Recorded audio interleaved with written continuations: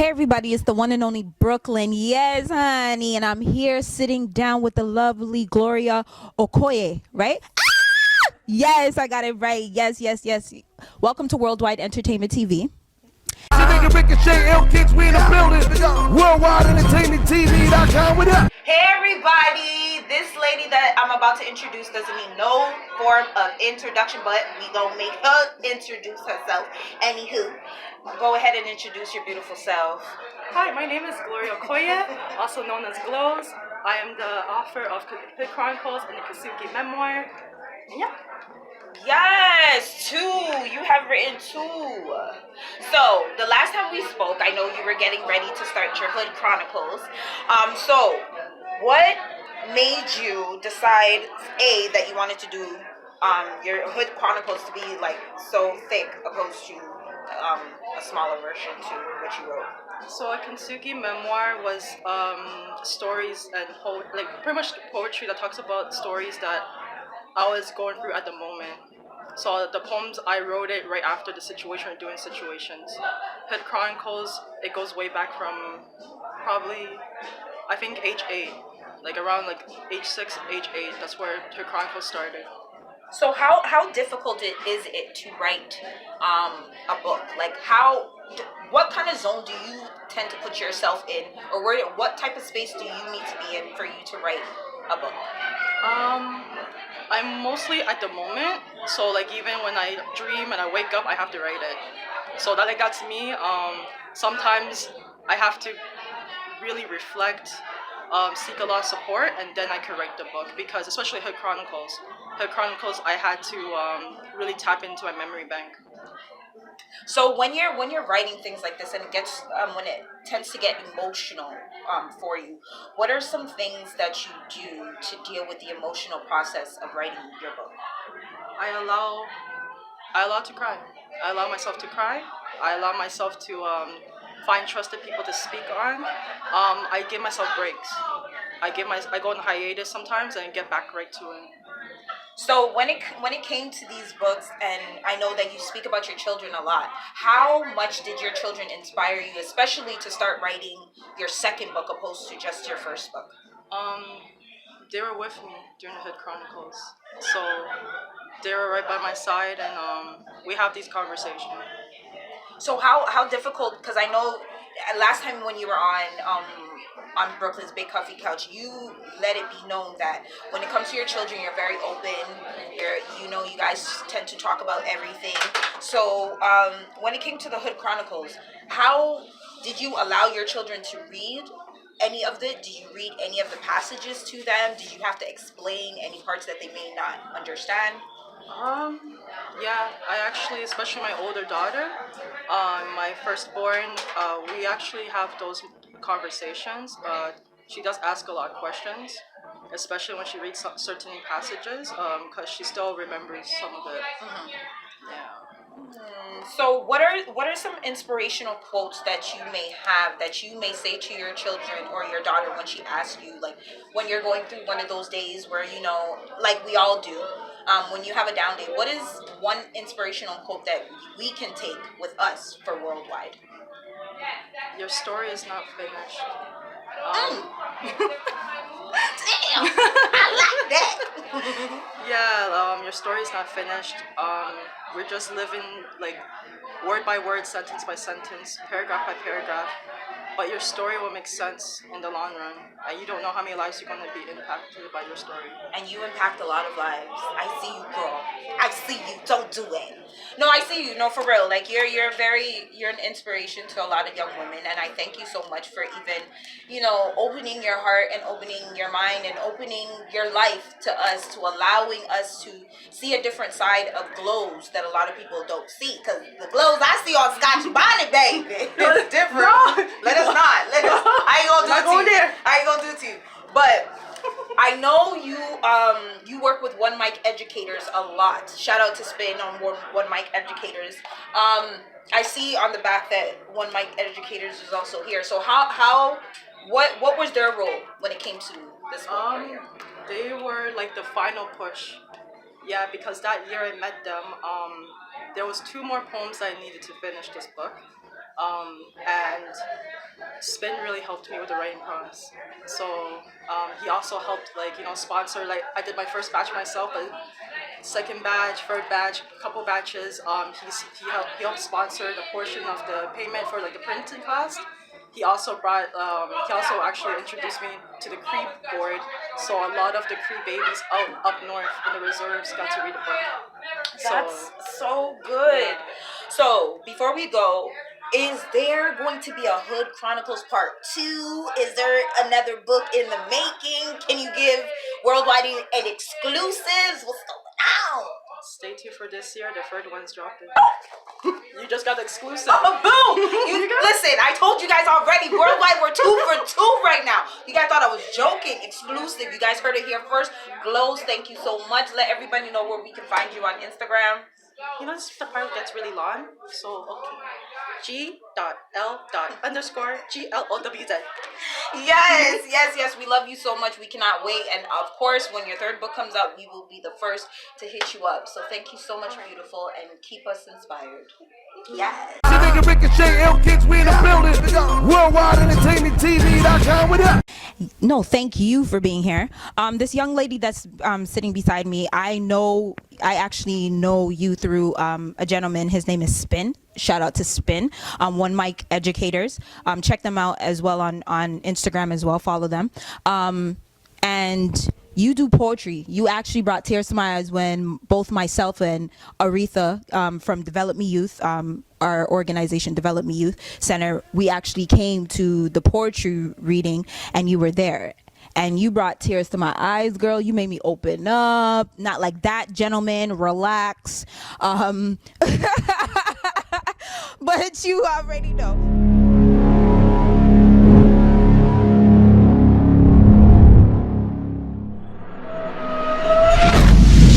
It's my self-published book, a Kintsugi memoir. I'll be sharing a piece. This is dedicated to my former high school teacher, Deborah. She played a big part in telling me to share my story, and that's why I've been sharing my stories with you for the past decade. It's called Thank You, and she was the first, when I first got my first batch of books, I quickly ran, took the bus all the way from the west to the east just to give her this copy. Thank you, Deborah. I thank you. Thank you for believing in my words. You've seen 50 years of life through the windows of a 17-year-old. You've seen the potential and power of my lived stories, and you pushed me to share them with the world. In each droplet of endurance, you saw the ripples of good news spreading. When I was trying to paint a perfect picture, you told me the picture ain't perfect, but it's beyond beautiful and majestic with all its errors. When life broke me into halves, you were by my side as we started to stitch it back together. And even though the cracks are visible, I remember you told me to write from the perspective of peace, pouring through and enhance them. Open doors so my work can be heard. You snapped my negative mode into an inspirational symphony. I cherish each encouragement like classic musical notes. A hidden valuable this world tries to smooth her out, but we both outshine to prove them wrong. Thank you for being my second mother. So I met when we came down there. You were doing your poem, and you touched a lot of people, not only just me, but Aretha, as I was saying before. And I just wanted to know what inspired you to do this book. I know you've been doing poetry, but what inspired you to do this book? And tell us about the book. So I used to be a blogger, and I was blogging. I was putting all my poetry in it. And then a lot of people said, hey, you should put a book together because it'll be really amazing. So I decided, hey, let me just delete my blog. Don't do that. Don't do that. Please don't. And I was like, okay, let me finish this book. So it took me 5 years. And through life, because our perspectives and views, it changes. So a lot of the poems that I had from my blog that was in the book, I took it out. And there was two pieces, the two major pieces that I couldn't finish until the life situation happened. So that kind of held me back too. So when you talk about life experiences, I know that when mental health is like a major issue in the Black community and stuff like that. How did you deal with like going through everything you were going through? Like, what allowed you to get to where you are now? I allowed myself to grieve. I allowed myself to put it on paper, because I know recently I share my stories more by talking, but I'm really a shy person. I don't really need to talk about my whole entire life. Girl, you shy? And also learning that even when I was sharing my stories and people were saying, hey, I actually was inspired by you, I'm actually seeking help. I'm not going to have through a healing journey. And with that, I was like, hey, if this is working for everyone, what about me? So I started to take what they're doing. I was like, okay. And yeah. So when you say that you're a shy person, you say that, but when you get up in front of that, that when you get up in front of the crowd, because you got up in front of the crowd, you didn't seem shy. Your personality shines, everything. I would never know that you were shy. And take it for what it is. I could be like, look at this face, does she look like she's shy? Oh no. But yeah, so how did you get involved with Spin, with One Mic Educators? How did you guys connect on that level? So I used to go to Rise. I still go to Rise too, and Shout out to Rise, of course. And through Rise, I met a lot of people, and then eventually I got connected with Spin through like a mutual friend. And yeah, I've been with Spin ever since. I was with One Mic Educators. I was honestly dealing with a writer's block. I wanted to throw this whole entire book out the door, and through like the writing prompts and digging even deeper into like the self-esteem, the reason, the actual roots to why I'm having a writer's block. Yeah, Spin just pulled it out through the writing prompts and everything. So I told you guys, man, shout out to my boy Spin. Anybody who's from the Jane and Finch area community, anybody who deals with Toronto community housing, if you don't know the name Spin, I really don't know who you are. You don't know what time it is. But once again, shout out to my boy Spin. Shout out to One Mic Educators. Follow them on Instagram, because he's doing a real good job and stuff like that. And he's also he also does poetry himself too. He's really good. He can spit. He's really good. So you do have kids, correct? How is the mother life? I am not a mother yet, but what is one thing that you can or give me like a few little tips that I can get, that I can bring with me when I'm ready to pop a little one? What would you say is like, how do you balance being a mom and being an entrepreneur as well? I have them involved. I get them involved. So even my children, like especially when they were big, like babies, and I push them in the stroller, they come to my shows. Nice. Yeah, they come to my shows. Also, like even with the book, I read the poems to them and say, hey, do you like it? What do you like? Ask for their opinion. Nice. And support. I know this society, I find like this part of the world, we kind of lose the whole entire, it takes a village to raise a child. Facts. And I am privileged enough to like have my family who supports me and friends who support me. So my children comes with them. So whenever I'm like traveling, whatever, my family supports me. Nice. So definitely find that community to support, the community who pushes you to strive in your art. And they can even bring the kids with you while you're performing. They could play with them and stuff. Yeah. Nice. That's good, because we talk about that all the time on the show about support. When artists come here, I ask them about their support system, because in order for you to strive and do big things and stuff like that, you do have to have a strong support system. And especially when you're a mother, you have to have support, because it's kind of hard to do that. So is there any one of your kids that you believe is gonna follow in your footsteps? Probably. Has any of them like blown your mind, like with their creativity and things like that? All of them. Aaliyah is a dancer. I actually put her in ballet classes now. Nice. Lily, she's a storyteller. Oh yeah, she will tell you every single. Gabriella, she's a gymnastic. Oh yeah, I'm gonna put her in dancing class. Nice. Yeah. Oh no, Lily's also a drama queen. So. Nice. You need to put them in the arts. Yeah, I think I should bring them. And stuff like that. That's good. Yeah. That is, so you have 3 girls. Yes. Oh girl. Oh. Do you need a hug? Do you need a hug?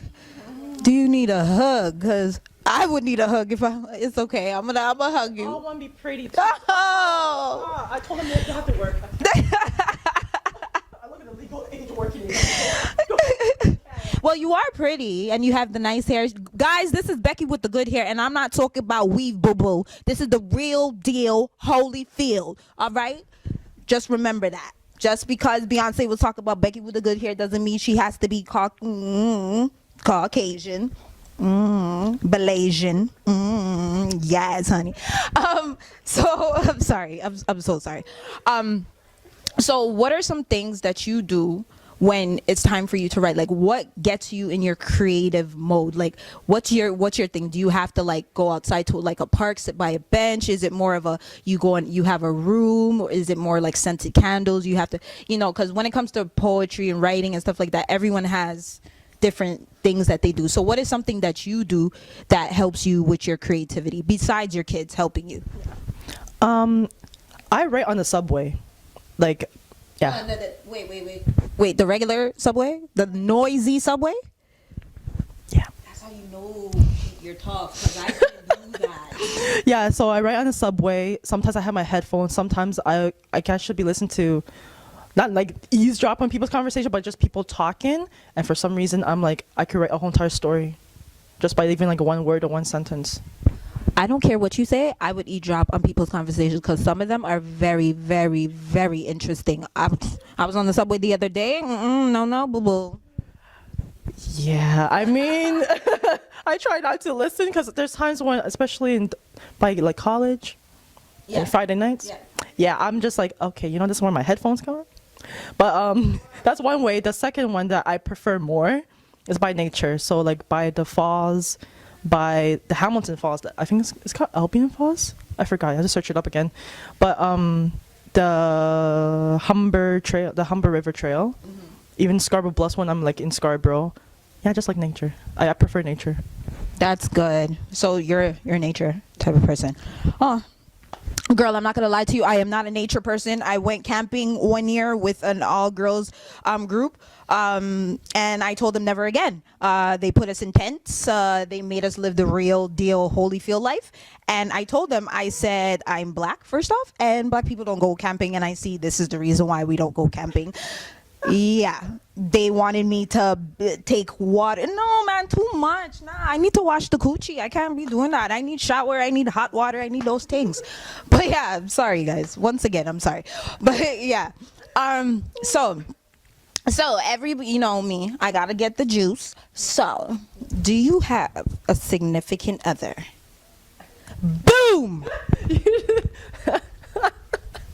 We're really gonna go there?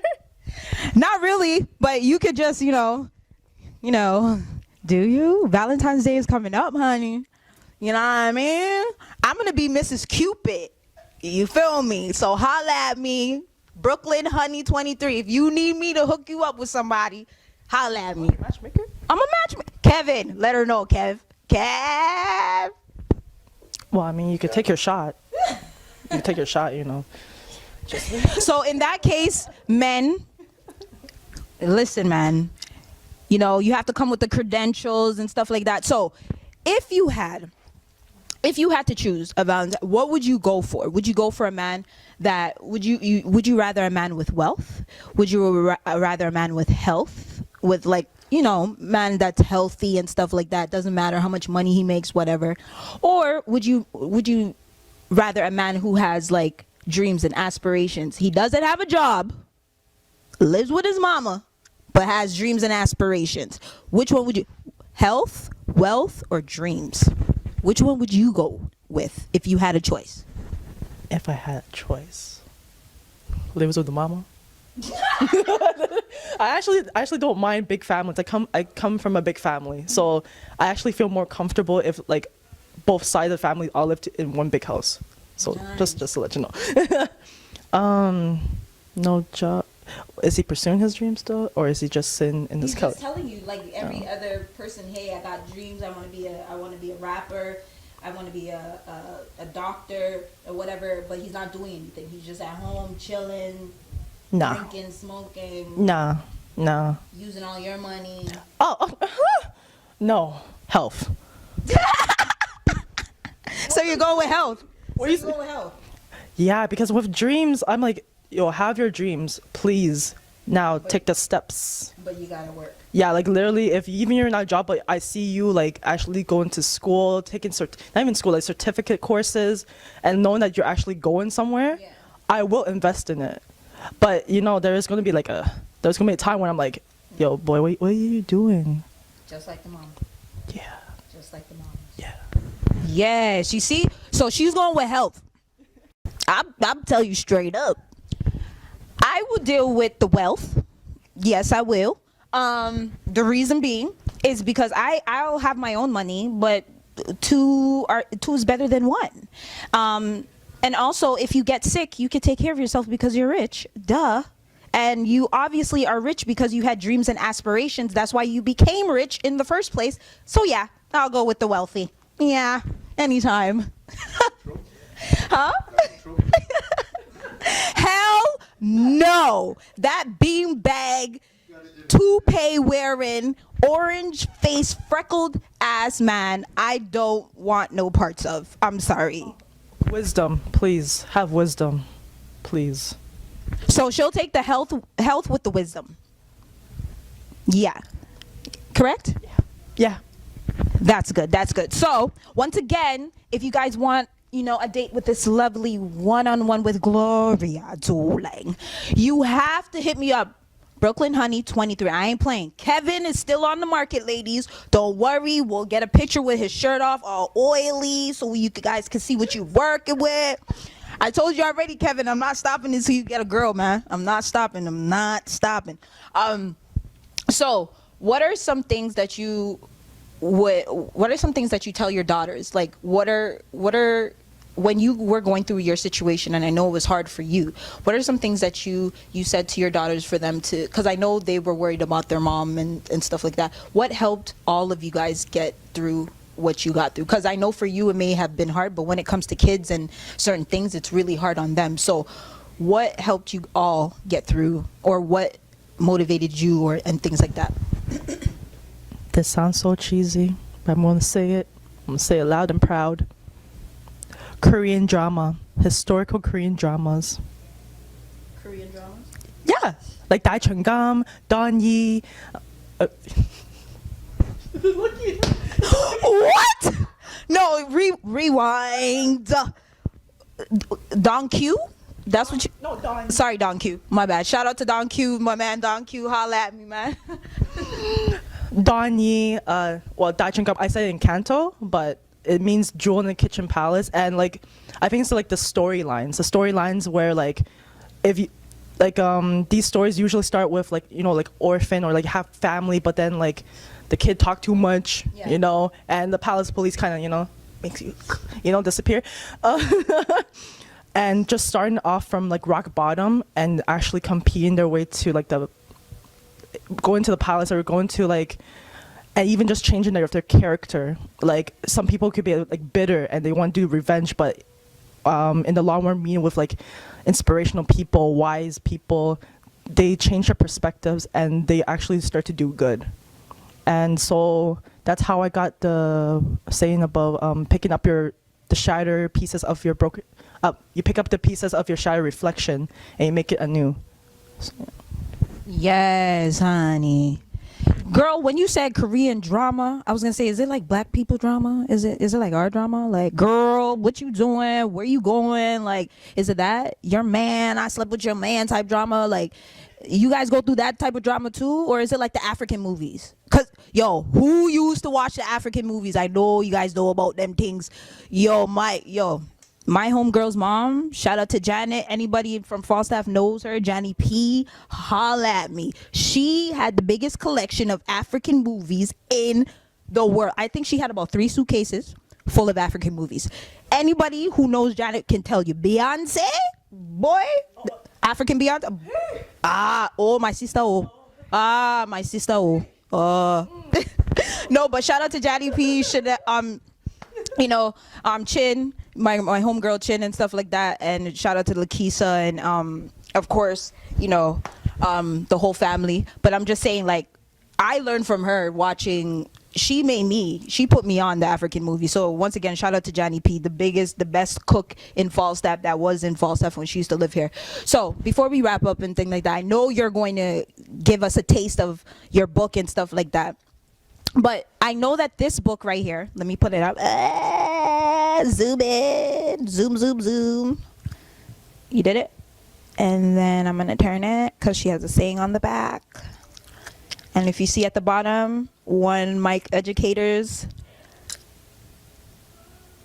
So I know you were saying that this book took you 5 years to write, and it was because you stopped your blog and stuff like that. Was it hard stopping your blog? Like, was it like one of those things that you sat down and you said, should I not? Or was it more of a, I can't do the blog and I can't write at the same time, so one has to go? Was it that a choice of yours, or was it somebody, or was it like a mentor that said, listen, you're a great writer, you gave them what you had on the blogs, now it's time to switch it up and put it in a book?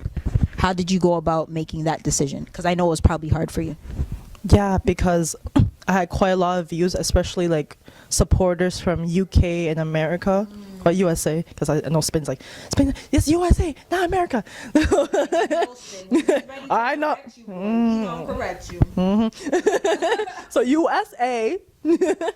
I had a lot of international supporters. So, but then I realized when it was stopping me from the growth of the book, because I was always concentrating on the blog, and it took a lot of time too. So I was like, I'm gonna sacrifice this blog.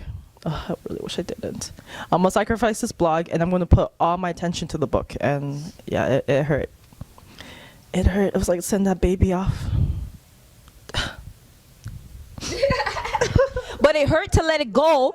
It hurt to let it go, but you came out with a masterpiece. Yeah. So you know what they say all the time, like, God doesn't give you more than you can handle. You understand what I mean? And God probably looked at it and said to you, listen, I know you're reaching out to everybody out in the UK, the US, and stuff like that, but there's people out here in your own city who needs to hear all of this. Even though you're attracting attention internationally, you still want your base at your house, at your home, to feel the same presence that everybody else is feeling. So I feel like that's what happened. It was basically God's way of saying, listen, you can always start back up your blog at any time, but a book is something that you could cherish for a lifetime. Your kids can now go to school and say, hey, my mommy wrote a book. What did your mommy do?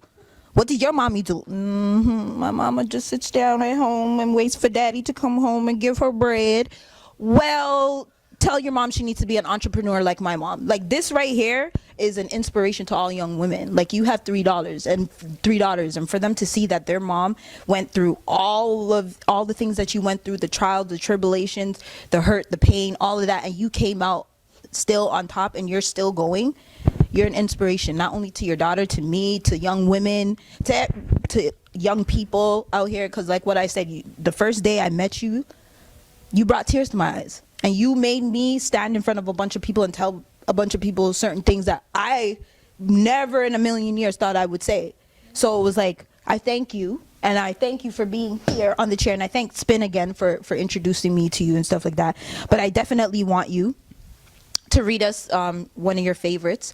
And also, before you read, I just want you to let everybody know where they can find your book, how they can contact you and stuff like that, and any upcoming events if for the next week, 2 months, whatever. So if you're in like GTA and you see me in person, I usually have copies on me. Come say hi.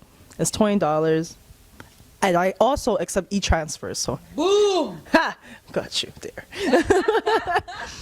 You can also DM me, slide into the DMs. Not like, but slide in DMs.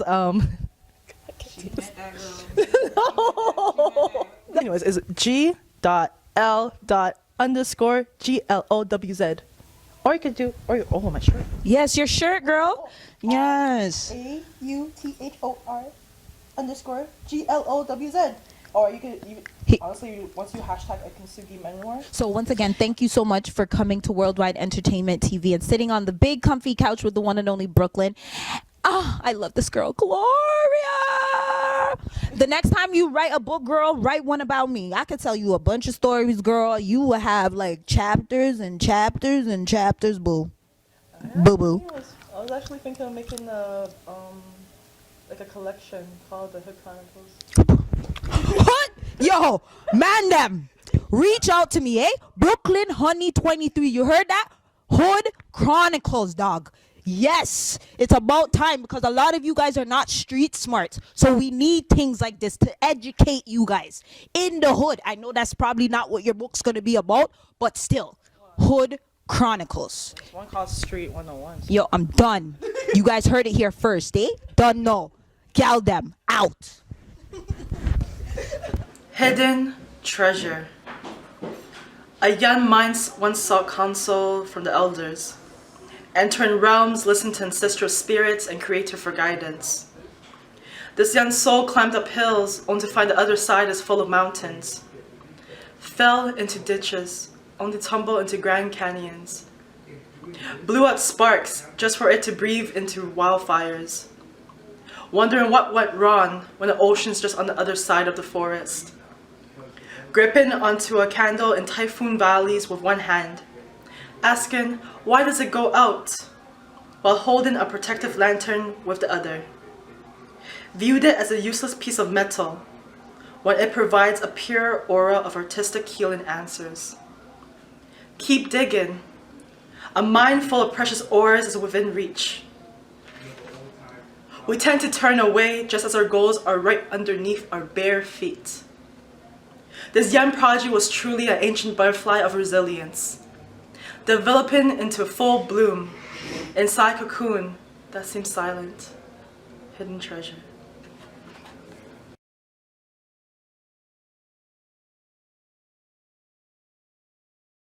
Let us know your thoughts below and hit that notification bell after subscribing. Visit www.tvn.com to check out this worldwide exclusive.